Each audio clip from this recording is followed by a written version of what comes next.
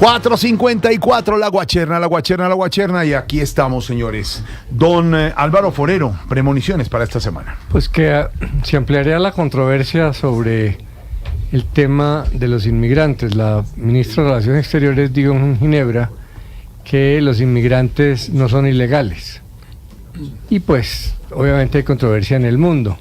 Acá, a pesar de que Colombia es exportador y receptor, debería tener una sensibilidad muy grande en este tema, pero muy seguramente va a haber la controversia que hay en otras partes. Eso además es importado de los países desarrollados, que son los que tratan de ilegalizar la inmigración. Y como las derechas y la ideología se esparce por el mundo, pues acá, a pesar de que seamos tan distintos, algunos parecen trompistas hasta en eso.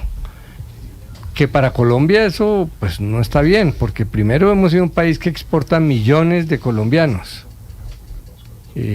Las encuestas muestran que la mitad de la gente se quiere ir de aquí. Hemos exportado a Venezuela, por ejemplo, durante décadas millones de millones, en España hay millones, en Estados Unidos. Los colombianos, cuando viajamos, hemos sufrido la discriminación al inmigrante, siempre sospechando que nos queremos quedar en otros países. Y además somos un ejemplo mundial porque hemos recibido millones de venezolanos con respeto, y hemos demostrado que se puede incorporar a la sociedad unos inmigrantes pobres. Y este no es un país rico. Sin embargo, es capaz de incorporar a la sociedad de manera pacífica y respetuosa a millones de personas que llegaban pobres. Entonces, sí, es lógico que alguna gente diga la ley es la ley, cada país tiene derecho a recibir o no, de acuerdo. Pero que como colombianos tengamos la tendencia a decir que la inmigración es ilegal, pues es un poco irónico y absurdo. Que es compleja, es un tema complejo, que hay que mirarlo en su profunda dimensión también. Además porque los países desarrollados en muchos casos tienen doble moral, ¿no? Reciben inmigración ilegal para que no pueda cobrar tarifa plena de empleo recogiendo moras, y los necesita por millones. Pero pues también hacen política con eso, porque hay un sector, no todos los Estados Unidos y no toda Alemania y no toda Francia son xenófobos. Hay unos sectores que pues obviamente reciben la competencia de los inmigrantes. En Colombia pues habrá habido unos sectores que se afectaron más por la llegada de venezolanos y los recibirán menos bien.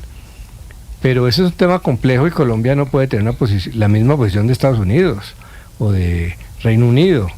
Eso pues a nosotros se nos ve un poco ridículo. Un poco ridículo. Premoniciones para esta semana, don Pedro Viveros. Jorge, la defensora del pueblo, la doctora Iris Marín, dice que el 70% del país, o el 73%, tiene amenazas de violencia por parte de grupos armados.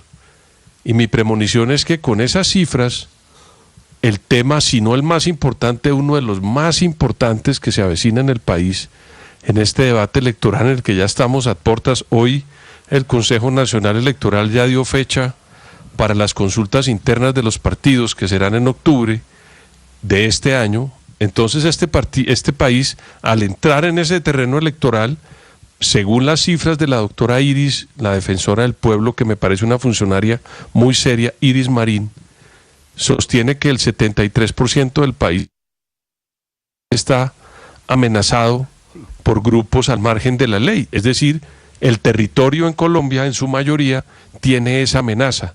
Luego me parece que ahí va a haber un debate, y esa es mi premonición muy grande, alrededor de cómo recuperamos la legitimidad del Estado en estos territorios, Jorge Alfredo. Premoniciones para esta semana, Silvia Patiño. Pues Jorge Alfredo, sabe que no le auguro un buen futuro a la polémica reforma a la salud.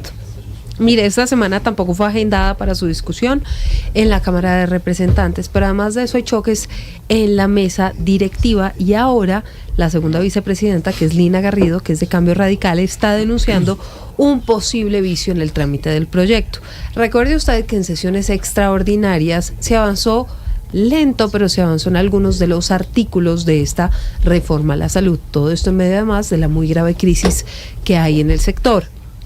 Pues de acuerdo con la congresista, el entonces viceministro del Interior, Gustavo García, que fue nombrado ministro del Interior encargado en reemplazo de Juan Fernando Cristo, firmó el decreto que convocaba esas sesiones extraordinarias. El problema, Jorge y oyentes, dice la congresista, es que cuando firmó ese documento formalmente no había sido designado como ministro del Interior encargado. Claro. No era ministro. Claro. Entonces, por cuenta de este vicio de trámite, se va enredando aún más la reforma a la salud. Así que mi premonición es que no le auguro un buen futuro a esta reforma. Todo esto mientras los colombianos siguen desesperados, tratando de lograr que los atiendan, que les den los medicamentos y poder tener un acceso digno a los tratamientos para atender las enfermedades. Premoniciones, al estilo Voz Populi.